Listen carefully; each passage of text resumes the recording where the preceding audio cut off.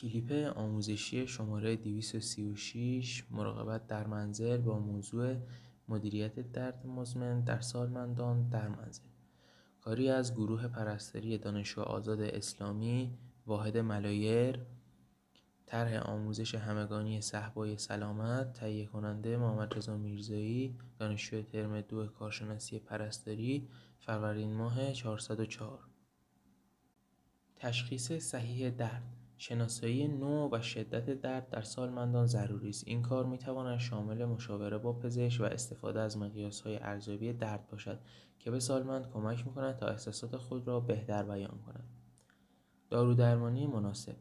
استفاده از داروهای مسکن باید تحت نظر پزشک انجام شود. پزشک ممکن است داروهای ضد التهاب غیر استروئیدی یا داروهای ضد درد قوی‌تر را بر اساس شرایط بیمار تجویز کند. مدیریت عوارض جانبی داروها. سالمندان ممکن است بیشتر در معرض عوارض جانبی داروها باشند. نظارت بر عوارض جانبی و تنظیم دوز داروها می‌تواند به کاهش عوارض و افزایش کیفیت زندگی کمک کند. فیزیوتراپی و تمرینات بدنی.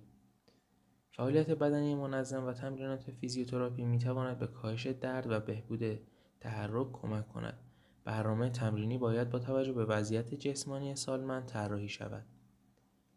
استفاده از تکنیک‌های غیردارویی.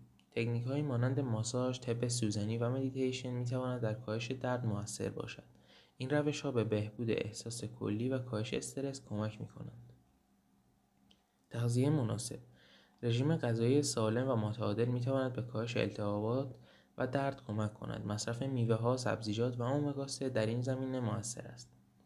حمایت عاطفی و اجتماعی. ارتباط با خانواده و دوستان و ایجاد سیستم حمایتی می‌تواند به کاهش احساس تنهایی و افسردگی کمک کند. مشارکت در گروه‌های اجتماعی نیز مؤثر است. مدیریت استرس. استرس می‌تواند باعث تشدید احساس درد شود.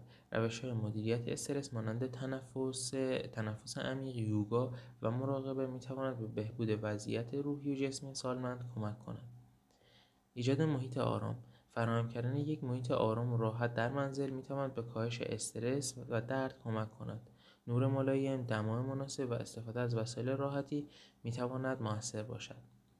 نظارت منظم بر وضعیت سلامت. ارزیابی منظم وضعیت سلامت و درد سالمند توسط پزشک می‌تواند به شناسایی تغییرات و تنظیم روش‌های درمانی کمک کند. این ارزیابی‌ها باید در زمان‌های مشخص انجام شود. شاد و تندرست باشید.